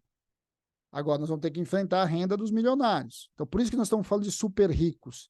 Aí, de novo, né, quando a gente faz o debate sobre mexer na tabela de imposto de renda, né, o companheiro petroleiro fica bravo com a gente, porque ele fala assim, não, vocês querem cobrar mais imposto de renda de mim, que ganho 20 mil reais por mês. Eu falo, não, cara, nós não queremos aumentar o imposto de renda de quem ganha 20 mil reais por mês, né? Do ferramenteiro da montadora que ganha 12 mil reais por mês. Nós queremos aumentar o imposto de renda de quem ganha 1 milhão por mês. É disso que nós estamos falando. E nós vamos ter que enfrentar esse debate agora, porque senão nós vamos tomar pau na mídia. Porque a classe média vai falar, pô, mas de novo vocês querem aumentar o meu imposto de renda? Então nós vamos ter que enfrentar isso. Isso para nós está marcado na segunda fase da discussão que vai vir agora no segundo semestre, tá? Vamos passar um pouquinho aqui rapidinho, não vou passar muito mais dados não, porque vocês já viram bastante coisas. Aqui eu falei um pouco dos incentivos, quem paga imposto, quem não paga imposto e como é que a gente vai caminhando para onerar sempre a base sindical. O que é a proposta que está tramitando no Senado, né, que passou na Câmara? Basicamente, gente, ela é um processo de simplificação. Só isso. Ela não mexe. Por quê? Por isso que tem uma discussão que ela não é ruim, mas ela é insuficiente. Ela mexe basicamente com os tributos de produção e circulação de mercadoria. Então vamos lá, vai extinguir o IPI, o PIS, o COFINS dos federais, ICMS, que é estadual, e ISS municipal. Vai ser substituído pela CBS, né, Contribuição de Bens e Serviços, é um imposto IVA, é o famoso IVA de um lado, e vai ser isso a nível federal e no IBS em âmbito estadual e municipal. É isso. A grande mudança é essa.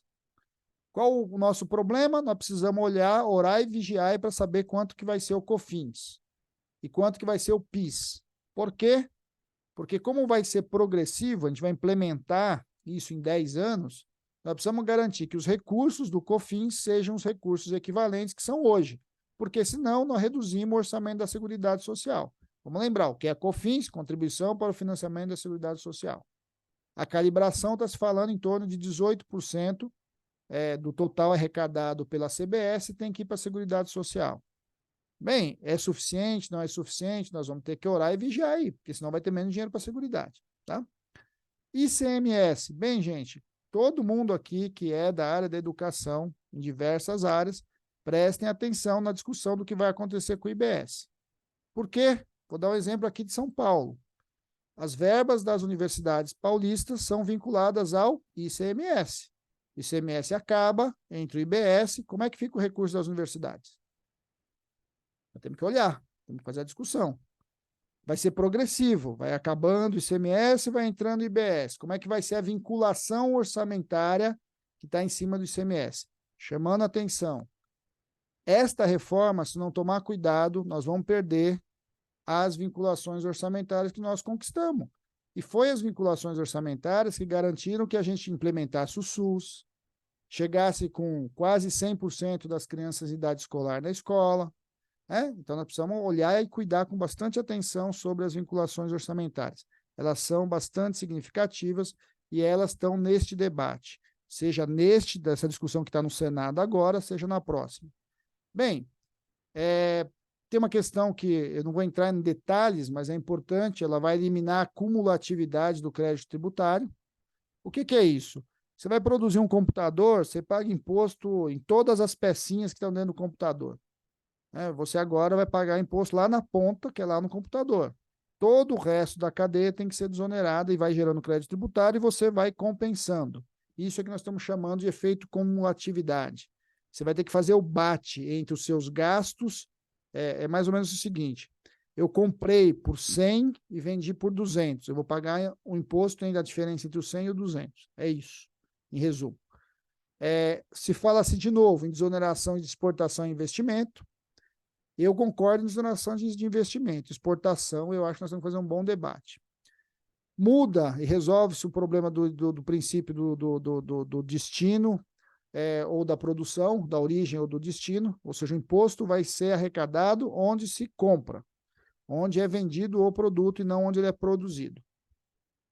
Bem, mas aí, gente, eu vou falar uma coisa para vocês que é triste. Um dos grandes problemas nossos é que a gente fala que o nosso sistema tributário ele é complexo. E a tendência nossa é dizer que ele é complexo por conta desses impostos aqui.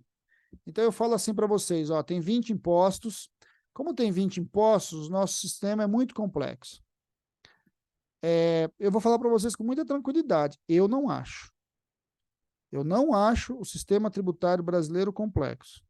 Eu acho que o sistema tributário brasileiro, do jeito que foi construído na Constituição de 88, ele garante um princípio, que é o princípio da multiplicidade de fontes.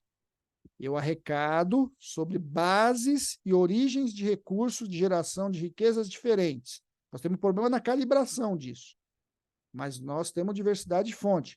Isso é muito bom, porque diversidade de fonte dá estabilidade de receita do governo, permite que a gente faça política pública de longo prazo. O nosso problema do sistema tributário é que, por exemplo, no ICMS, nós temos uma alíquota que varia de 0% a 28%. Qual é a alíquota? Como é que eu defino? Gente, qualquer coisa. Tem de tudo dentro das alíquotas de ICMS. As definições de alíquota de ICMS são absurdas. Vocês falaram a questão aí do imposto sobre o absorvente e a camisinha e etc, etc. Gente, isso é uma doideira.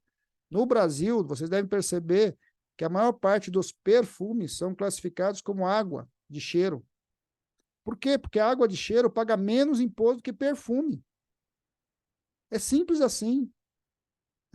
Nós temos manteiga paga mais imposto que margarina. Aí o que você faz? Você mistura a manteiga com a margarina para pagar menos imposto.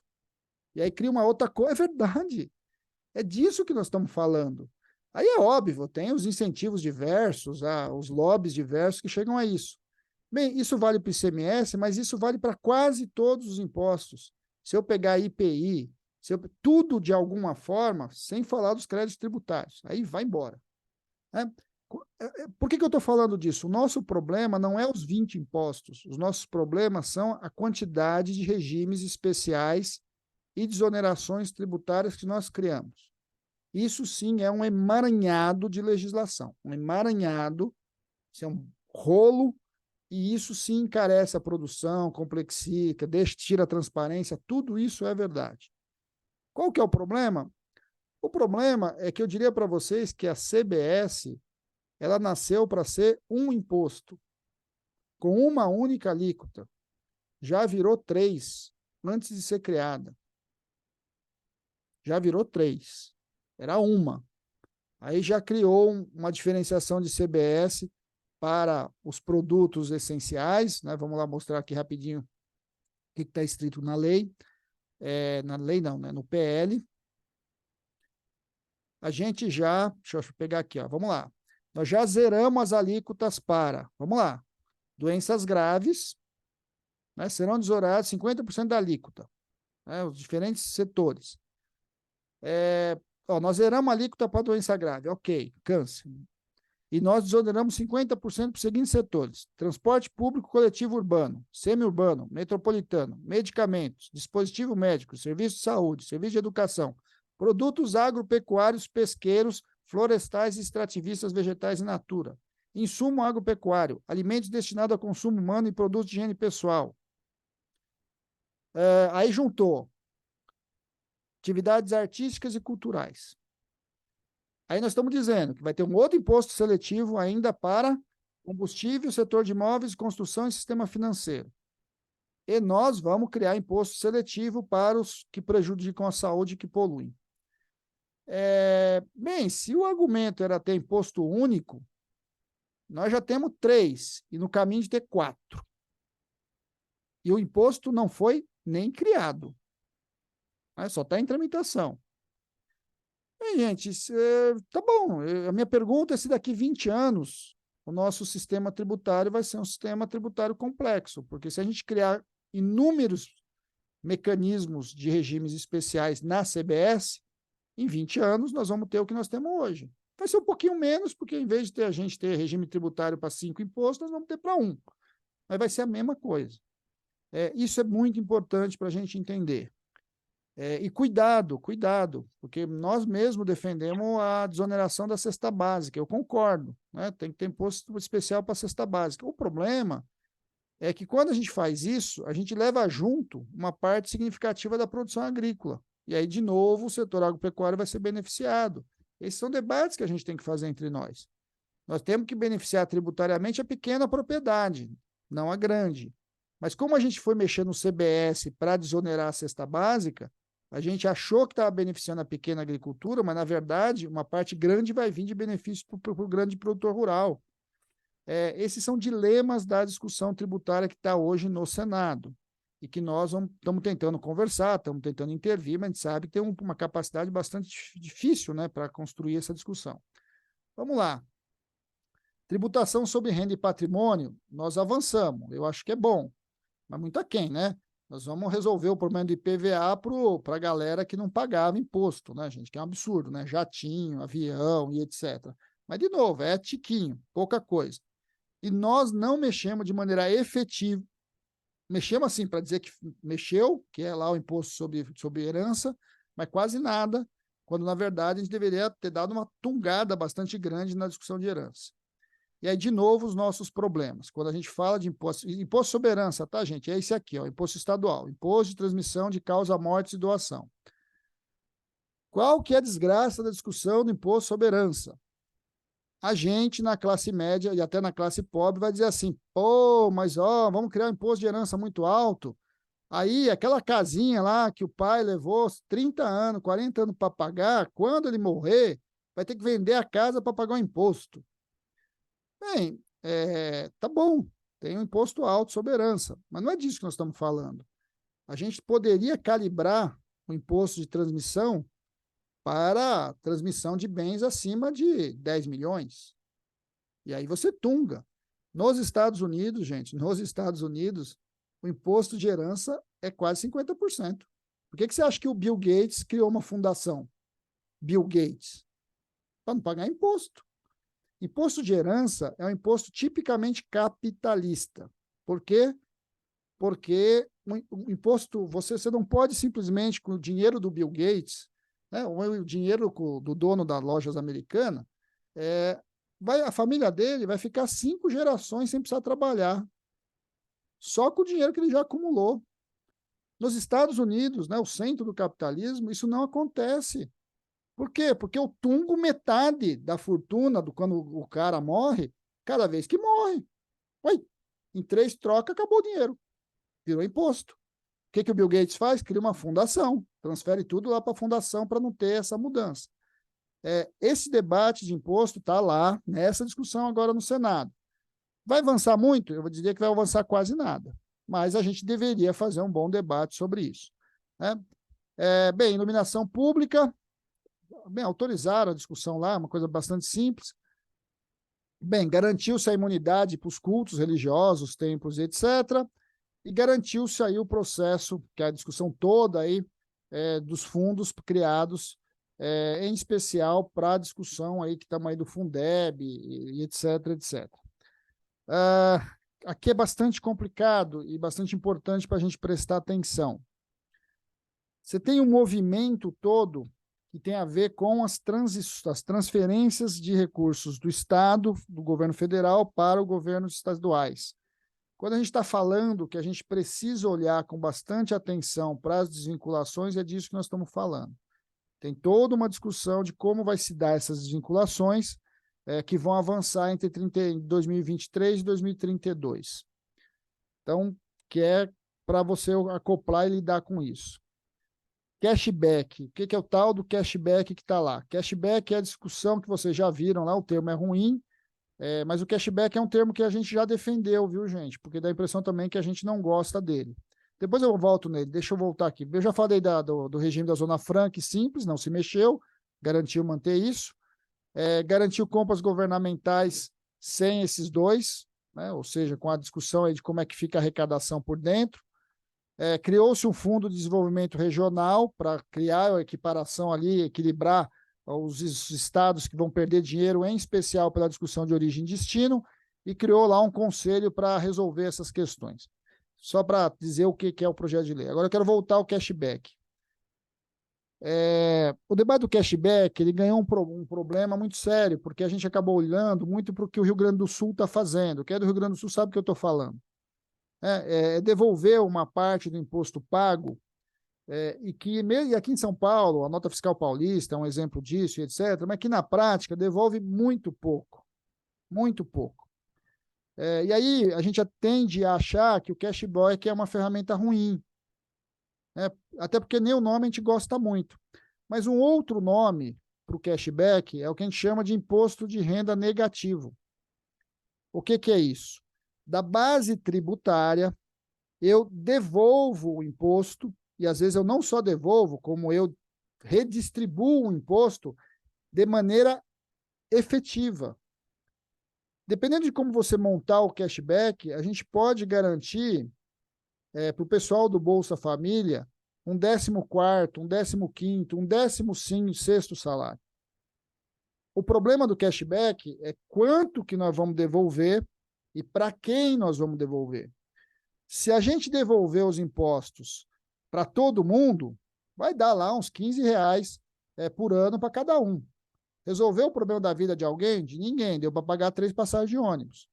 Agora, se eu restringir o cashback, ou seja, tudo que o governo vai devolver de imposto para a sociedade, só para quem está no CAD único, bem, nós mudamos o valor. O valor passa a ser considerável. Agora, nós vamos fazer qual modelo de cashback? Né? Qual modelo de devolução desse recurso? Simplesmente isonômico, todo mundo recebe, que vai dar lá R$1, R$2, 18 centavos, dependendo de cada um, ou nós vamos fazer uma política de redistribuição deste recurso tributário para os mais pobres, como com mais uma política de distribuição de renda. Esse é o debate que eu acho que vale a pena e que está agora no Congresso Nacional. Para encerrar minha fala, eu sei que meu tempo já acabou, mas só para falar da última questão, que eu acho que para nós é bastante importante, qual é a segunda fase da reforma tributária? Nós vamos discutir imposto de renda. Quais são os impostos? Imposto de renda pessoa jurídica, contribuição social sobre o lucro líquido, imposto de renda pessoa física. Nós vamos discutir isso. Problemas.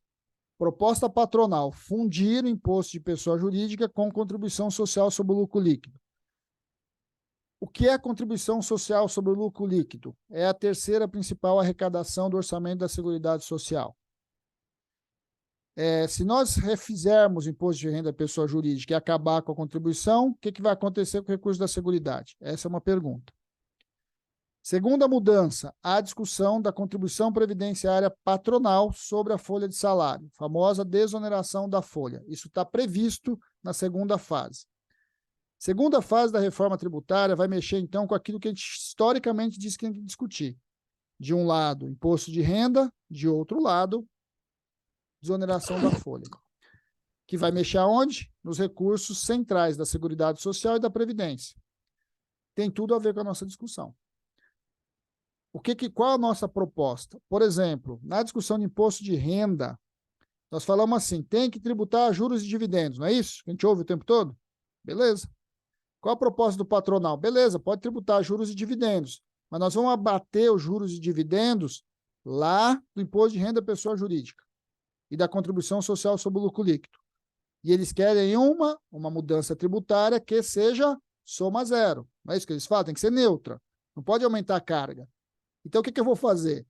Eu começo a cobrar lucros e dividendos, mas a minha alíquota de imposto de renda da pessoa jurídica vai ser menor. Essa é a proposta patronal. Nós vamos fazer essa disputa ou não? É fundamental a gente fazer essa disputa. Desoneração da folha. Se não tomar cuidado, nós vamos ter um monte de sindicato cutista rodando o Brasil defendendo a desoneração da folha. Nós tivemos no governo Dilma, para não falar de outros. Por quê? Mas tem que desonerar a folha para gerar emprego. Não é isso? Esse é o argumento patronal, que muitas vezes nós assumimos o argumento patronal e vamos defender a desoneração da folha. Sim, só que se desonerar a folha, eu mostrei a conta para vocês, 900 e poucos bilhões da conta da Previdência. Daquela arrecadação, gente, alguma coisa perto de 600 bilhões vem da contribuição patronal sobre a folha. Aí nós vamos desonerar a folha, vamos querer desonerar metade. Vai faltar 300 bilhões na Previdência. Da onde vem? Se não vier de nenhum lugar, vai vir de uma contribuição para o aposentado. Olha só, porque foi assim que foi feito no setor público. Nós criamos contribuição de aposentado. A depender do que nós fizermos na discussão da desoneração da folha, nós estamos contratando uma reforma da Previdência em pouco tempo. Prestem atenção no debate que vai acontecer no segundo semestre ou começo de 24. As empresas estão todas mobilizadas para o debate da desoneração da folha. E a gente assistiu agora nos 17 setores, que simplesmente prorrogaram a sua desoneração. E mais, vários setores queriam entrar agora, porque na próxima fase eles já estariam dentro. Essa era a fase de vários setores que queriam entrar agora na desoneração. Vamos lembrar que quando o Cunha botou para votar a desoneração da folha, eram 8 setores que viraram 58. Esse vai ser o enfrentamento que nós vamos fazer. Gente, eu passei um pouquinho do tempo, mas em resumo, esses são os grandes dilemas que estão colocados para nós nesta discussão da reforma tributária, já no Congresso, e aqui virá, e que a gente vai ter que, de alguma forma, se posicionar. E aí nós vamos ter que fazer uma discussão muito centrada, e eu acho que a CUT é um dos poucos lugares que a gente consegue fazer esse tipo de discussão, porque a CUT é uma das poucas centrais que tem rurais, trabalhadores da indústria, trabalhadores do serviço, trabalhadores do comércio e trabalhadores do setor público. A CUT é um dos poucos espaços que tem condição de compreender a pluralidade de discussões e impactos de uma reforma tributária como essa que nós estamos discutindo. Desculpa estourar o tempo e estamos aqui à disposição. Obrigado, gente. Obrigada, Fausto. Obrigada, Fausto. Muito boa a tua exposição.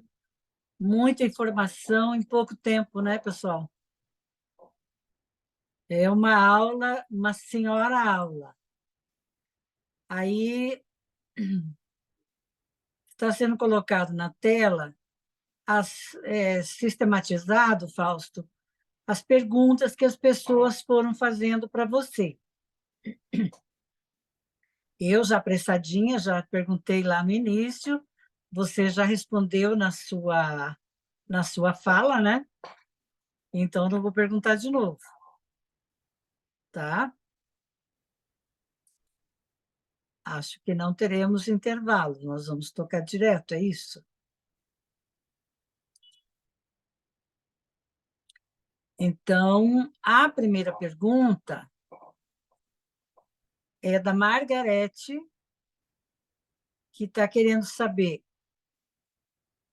quanto pagamos pela Previdência dos militares em comparação com os servidores civis e os trabalhadores do regime geral. E aí eu estou, não sei, por uma questão de caminhamento, eu vou perguntando uma a uma, ou você prefere que eu pergunte várias e você responde em bloco, Fausto? Teu microfone está fechado. Ô, Janes, nós estamos aqui com 1, 2, 3, 4, 5, 6, 7, 8. Pergunta essas 8, eu respondo essas 8, porque aí fica na tela aqui, eu já até vejo, é mais fácil. Beleza. Explanação muito boa mesmo, excelente. O que significa serviço da dívida? A Adelice que perguntou. O Edinaldo pede, companheiro Fausto, minha irmã fez compra numa empresa na China por R$ 25, e foi taxada em R$ 10 de taxa de importação, taxa aduaneira. Já em outra compra no valor de R$ 35 na China, não foi taxada. Como explicar essa situação? Aí o Alex pergunta, concordo com tudo que você falou, companheiro, mas minha pergunta é, como fazer alterações da PEC naquele Congresso no qual a maioria liberal de extrema-direita? Pergunta fácil. A próxima pergunta é do companheiro André. Qual o valor é pago do ITR das terras dos grandes produtores de soja, do grande latifúndio, né? E dos produtores de soja, milho, etc., produzindo muito, exportando e ainda não pagando imposto? A próxima pergunta é da Andréia. Vai existir a possibilidade do produtor rural ficar livre, dos produtores rurais ficarem livres de recolher o futuro IVA? A outra é do companheiro André. Qual solução e como faremos para taxar estes bilionários, fazer eles pagarem mais impostos, sendo que não temos a maioria de cadeira cativa no Congresso, sendo que quando vai para a votação a gente perde? E mais uma pergunta da Andréia também. Serão gerados créditos tributários ao longo da cadeia produtiva? Serão gerados créditos tributários ao longo da cadeia produtiva? Não haverá incidência em cascata, ou seja, imposto cobrado sobre imposto?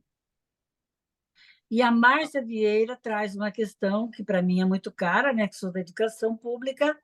Na composição do Fundeb, tem os repasses do ICMS, dentro daquela cesta de impostos que compõem o Fundeb. Como ficaria, então? Tá, vamos por Então, partes aqui. Volta só um pouquinho para a primeira ali, para a gente ir pegando aos pouquinhos. Vamos coisas rápidas, assim que são fáceis. Serviço da dívida, gente, é conta de juros, é quanto a gente gasta de juros, ponto. Né? Isso é bem fácil de matar, rápido de resolver. O Brasil paga juros sobre os seus títulos e etc. Quanto maior os juros, mais essa conta. Então, quando a gente fala de serviço da dívida, é conta de juros, tá? Só para descer a bem taxa rápido. Selic define isso? A taxa Selic define isso. Né? Claro que o Selic tem uma forma de contabilização, mas não vamos entrar nesse debate, que a Selic, na verdade, nem é uma taxa, ele é um sistema de taxa. É quanto o governo vai leiloando os seus títulos, e isso vai definindo a média que ele vai buscando. Mas a taxa Selic é quanto custa. Quanto maior a taxa Selic, maior o gasto com juros, maior o que a gente chama de serviço da dívida. Então, acho que isso é importante colocar rápido, assim, para tentar resolver. Bem, problema de importação. Primeiro que o II, ele sim, ele é taxado e tem que ser taxado. É a discussão agora, inclusive, aí da Shen, etc., que o Haddad tomou uma tunga grandona, a gente perdeu um debate que era muito ruim. Porque sim, nós temos que taxar imposto importar, produto importado da China, gente. Se não paga, vão quebrar boa parte das empresas nacionais. Então, nós temos que fazer um debate sério sobre isso. Imposto de importação é imposto que existe no mundo inteiro. Por que alguns têm, porque outros não têm? Porque depende como é que o produto foi classificado. No Brasil, um conjunto grande de produtos que não tem similar nacional e que por algum motivo está classificado lá como exceção, não paga imposto de importação.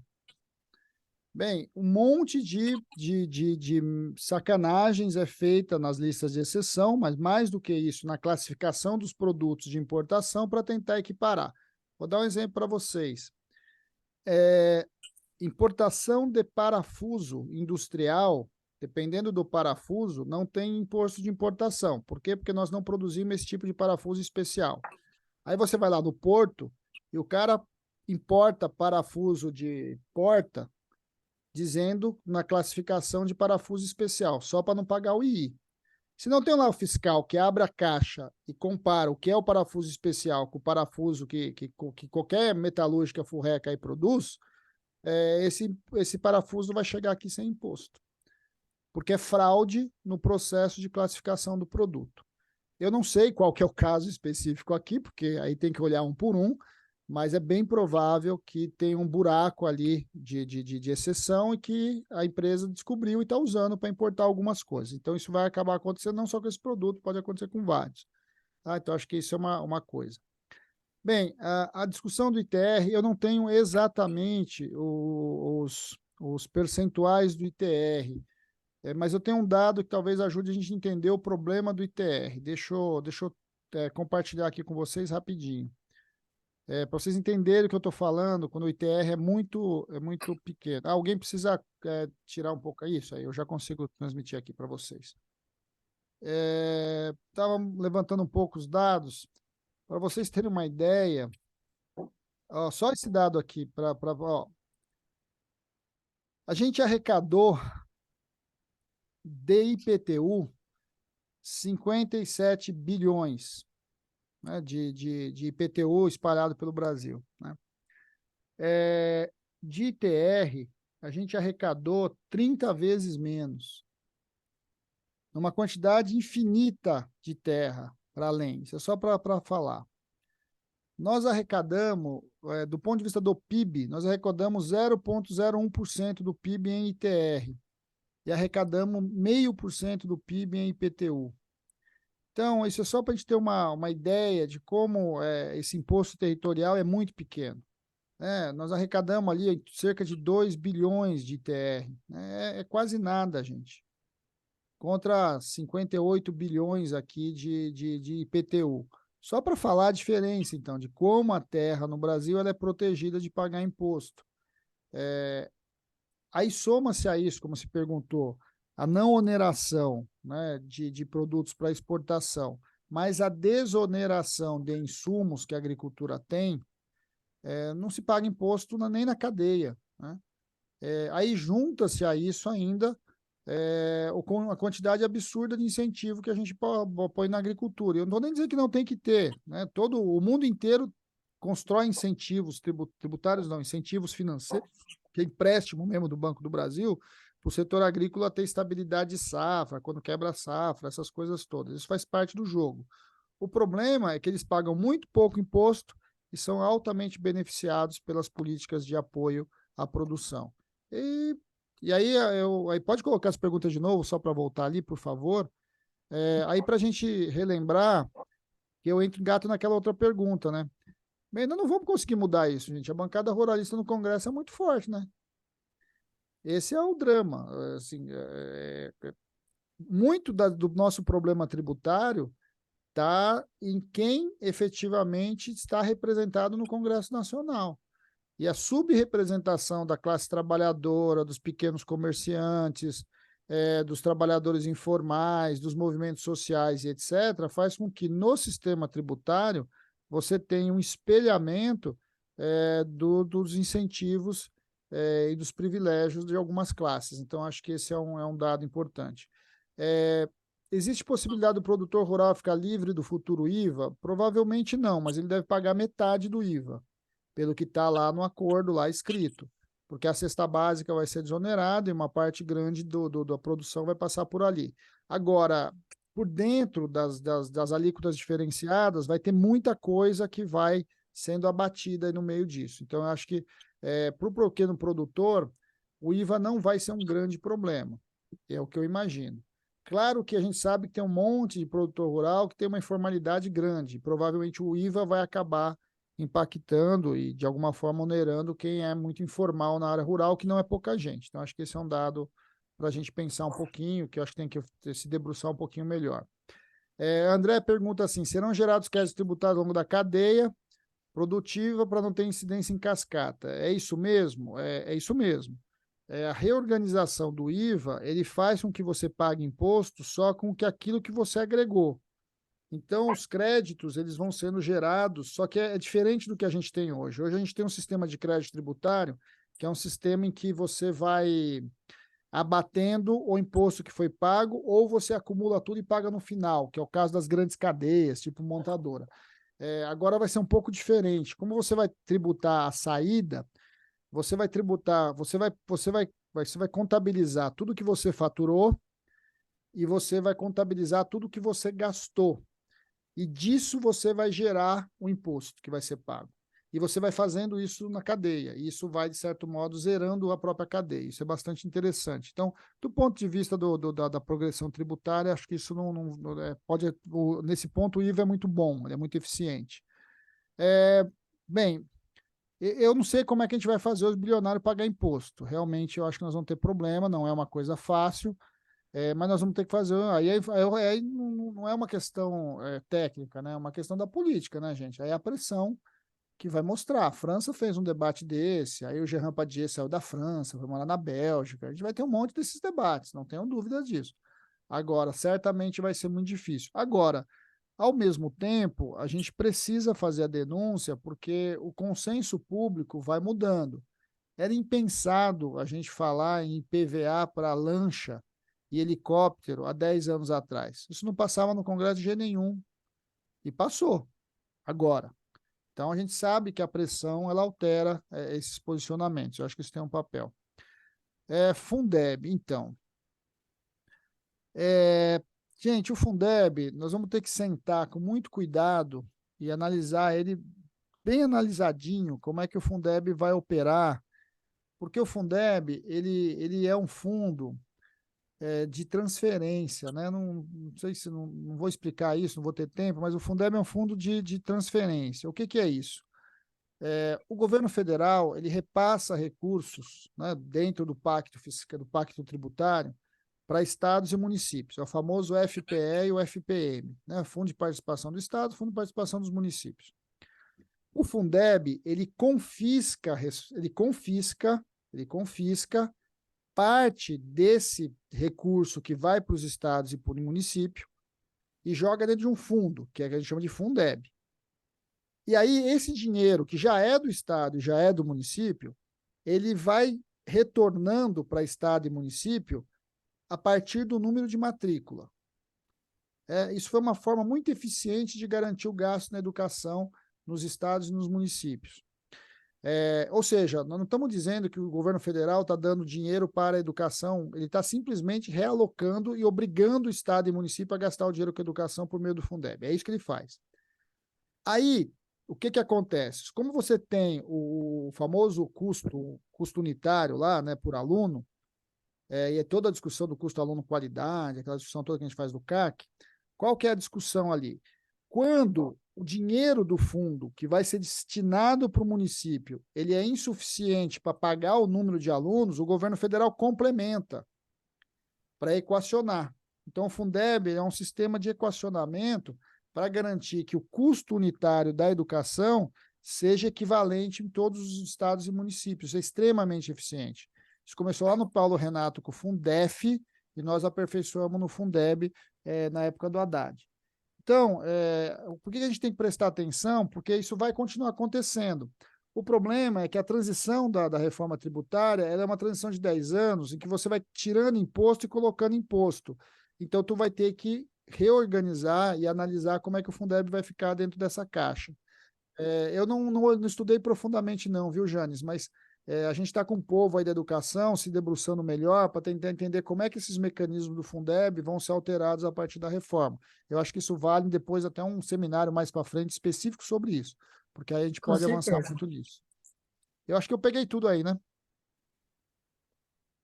Ah, não, dos militares, né? Militar o problema do militar não é quanto ele paga, o problema do militar são os benefícios que ele não incidiu na reforma previdenciária de 2019.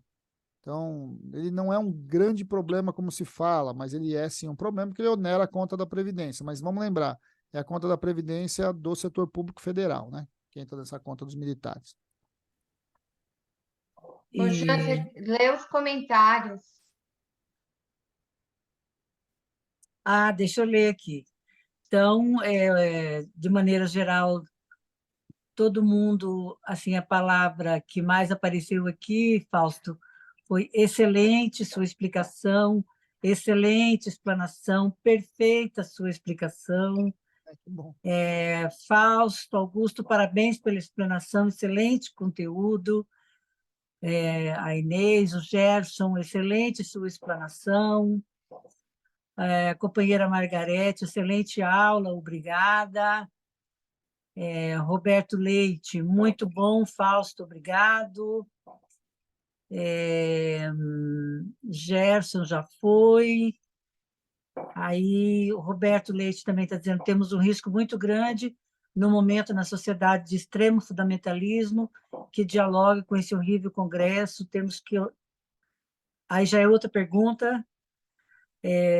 Lucilene, muito bom, ótimo conteúdo. Parabéns, Fausto. Parabéns, Secretaria Nacional de Formação e todos que organizaram essa aula. Andréia, excelente explanação. Margarete, muito obrigado, acho que foi uma aula de excelência. Célio, parabéns, Fausto. É excelente mesmo. Entrei atrasada, mas peguei muito, pois foi muito bem explicado. Parabéns a Joyce, a LD, excelente, muito bom. Obrigada a sua explanação. Enfim, a aula muito esclarecedora, disse a Joanilde. A Filó, de Campinas, disse excelentes esclarecimentos, muita coisa para pensar, debater e ponderar. Agora temos que repercutir isso nos nossos sindicatos, nos nossos movimentos, na nossa escola, com os nossos colegas lá, com os nossos estudantes, né, que foi uma ótima aula, realmente, disse o Fábio. Cleusa, parabéns, ótimo esclarecimento. Sônia Lúcia, Fausto, você é muito bom. Márcia Vieira, excelente, vamos promover o debate e campanha em defesa do Fundeb. Então, concordo com todos os comentários. Estou participando desde o primeiro dia de aula, muito conhecimento e informação para apresentar e executar em nosso sindicato. Obrigada a todos. Então, realmente... Oi. Eu vi que... Então, realmente foi uma excelente aula, Fausto, como sempre, né? A gente sempre tem altas expectativas com as suas explanações e você nunca decepciona. Então, muito obrigada mesmo, né? A gente sabe que isso é resultado de muito trabalho, de muito estudo, de muito acúmulo. Então, eu vou agora... adorei as falas, disse a Darine, queremos outros momentos de discussão assim. Vamos ter essa aula para passar no nosso sindicato. Vocês vão disponibilizar? Vamos sim, né? As aulas ficam disponibilizadas. Eu, inclusive, de vez em quando, assisti a aula atrasada, depois, num horário que eu pude. Odisseia Brejal disse maravilhosa aula, parabéns. Edjane, nossa companheira, parabéns, Fausto, tudo muito bem esclarecido, explanou com maestria. E aí mais gente dizendo seria super importante ter a gravação para passar no sindicato. Esses recados aí para a Secretaria Nacional de Formação e para a Maria Fro, né? Elisângela, muito proveitosa. A gente vai falar disso agora. Beleza. Então, muito obrigado, Fausto, né?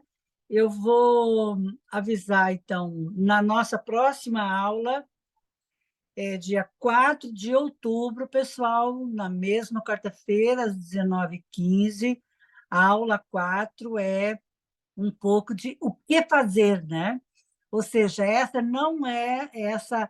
A gente levantou as críticas aqui à reforma tributária, comparamos, obviamente, com a PEC, com a EC 95, que, como disse o Fausto, era o definhamento do Estado, né? Não era um projeto de reforma tributária e nem era uma proposta de tributação, era o definhamento puro e simples do Estado.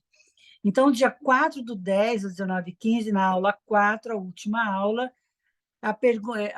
vai buscar responder a questão como deveria ser o projeto de reforma tributária que queremos. Os professores serão Ricardo Bezuini e a Juvândia Moreira, nossa companheira, vice-presidenta da CUT, e a mediação será do companheiro Ariovaldo Camargo, que é o nosso secretário nacional de Finanças.